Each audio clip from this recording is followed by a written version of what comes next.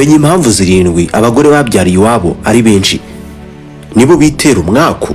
Dore izi nizo nzira zirindwi cyangwa se irindwi umugore ashobora kwitwaramo yarashatse umugabo, gusa abagabo bakaba badakundana gato uburyo. Tugiye kureba uburyo burindwi abagore bitwara, ibintu birindwi abagore bakora baramaze gushaka abagabo, gusa abagabo bakabyanga kubi. Rimwe, kurenzaho buri gihe aho kuvuga ibitagenda neza. Aho kuvuga ibitagenda neza nk'uko biri, ugumya kurangwa no kwitotomba cyangwa se no kwitotomba mu buryo bw'uburakari. Ndabasuhuje, iyi ni inkuru yanjye. Maze imyaka 5 mfunguye urubuga rwa YouTube mbikoreye mwebwe. Mu myaka 5 dukora kinyamwuga ngo tubashe kungurana ubumenyi n'ibitekerezo mu bigezweho ku isi. Ari niyo mpamvu tumaze kuba abantu 35 birenga by'abadukurikira. Uratekereza ikitari cyo gihe cyiza ngo nawe winjire mu badukurikirana buri munsi?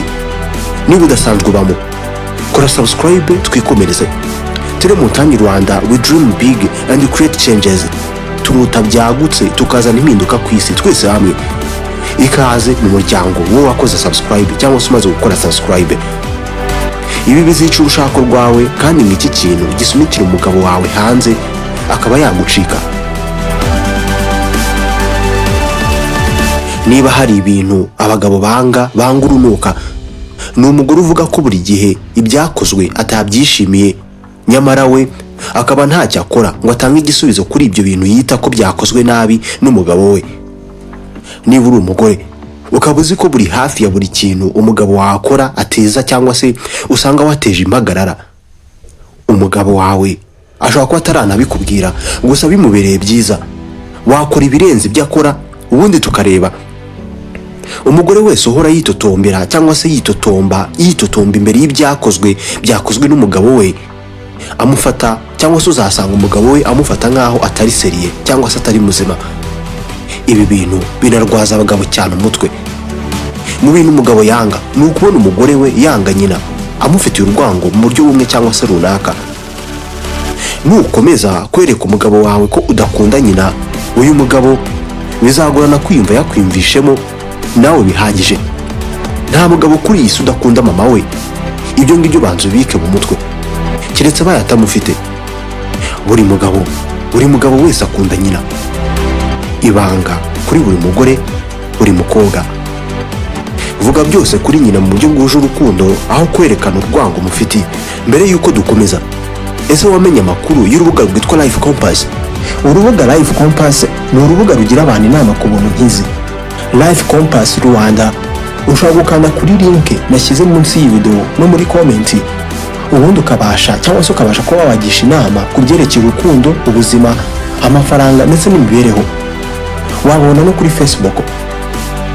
Kuri urubuga uba ushobora guhabwa ubujyanama kuri WhatsApp yawe, SMS ndetse na email ukoresheje ibyo ngibyo.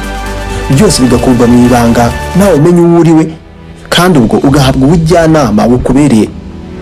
Life Compass, habwa inama y'umunsi ku gihe, wirinda ko inshuti zawe zigushyira hanze cyangwa se zazagushyira hanze nyuma y'uko wazisangiza amabanga yawe. Télé Montagne Rwanda ni igicumbi kuraho ubumenyi, twese tukabana mwese tujijutse. Samuel Mugisha ni ukuba hafi muri urwo rugendo twatangije. Nizere ko wakoze subscribe.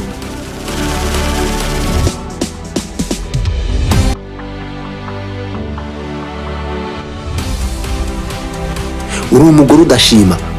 Buri kiremwa muntu aho kiva kikagera gikunda kumva gishimwa cyangwa se gishimagizwa. Iteka niba utajya ufata umwanya ngo uvuge nibura uti urakoze, ngo werekane ko uhereza agaciro byose cyangwa se ibyo gukorera, umugabo wawe rwose ntacyo nkwijeje azatakaza uburyohe bwawe. Abagabo nibura baze kutubwira muri comment uko bimeze. Ibi bintu koko sibyo? Si ukuri kwambaye ubusa? N'utuntu duto cyangwa se twa tuntu twita duto tuba dukwiriye ko utuvuga amagambo meza udushima.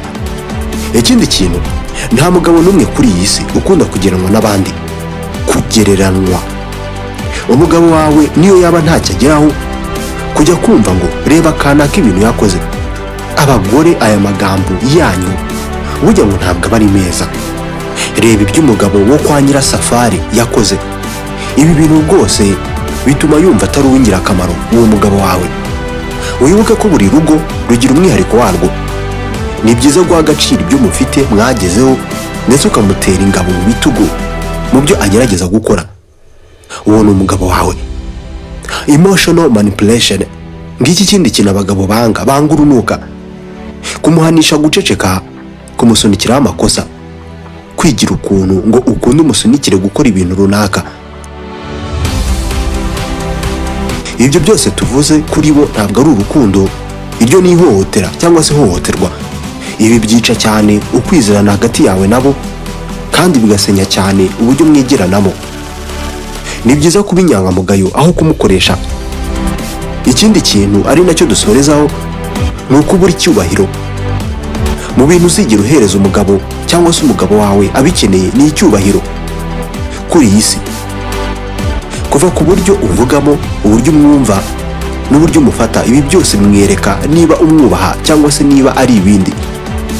Bisaba ngo umushyigikire mu bintu akora, cyane cyane nko kuyobora urugo rwe, ntukamukoze isoni mu bandi cyangwa se muri mwenyine. Ikindi, izerere mu mugabo wawe, mwizereremo. Muri make, abagabo ntabwo ari uko bakeneye umugore uri nta makemwa, bakeneye amahoro, gushyigikirwa cyangwa se bakeneye urukundo. Reka amagambo yawe, ibikorwa byawe bikubakira umugabo aho kumusenya. Urubuga Life Compass ni urubuga rugira abantu inama ku buntu nk'izi. Life Compass Rwanda, ushobora gukanda kuri link nashyize munsi y'iyi video no muri comment, ubundi ukabasha kuba wagisha inama ku byerekeye urukundo, ubuzima, amafaranga ndetse n'imibereho. Wabona no kuri Facebook. Kuri urubuga uba ushobora guhabwa ubujyanama kuri WhatsApp yawe, SMS ndetse na email ukoresheje ibyo ngibyo. Byose bigakorwa mu ibanga nawe umenye uwo uriwe, kandi ubwo ugahabwa ubujyanama bukubereye. Life Compass, habwa inama y'umunsi ku gihe, wirinda ko inshuti zawe zigushyira hanze cyangwa se zazagushyira hanze nyuma y'uko wazisangiza amabanga yawe. Télé Montagne Rwanda ni igicumbi ukuraho ubumenyi, twese tukabana mu isi tujijutse. Samuel Migisha n'ukuba hafi muri urwo rugendo twatangije. Nizere ko wakoze subscribe.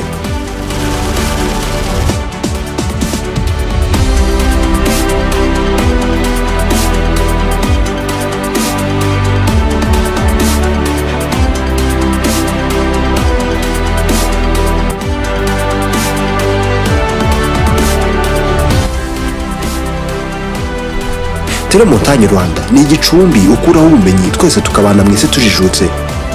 Samuel Migisha n'ukuba hafi muri urwo rugendo twatangije. Nizere ko wamaze gukora subscribe. Iki ni ikiganiro Agatabo.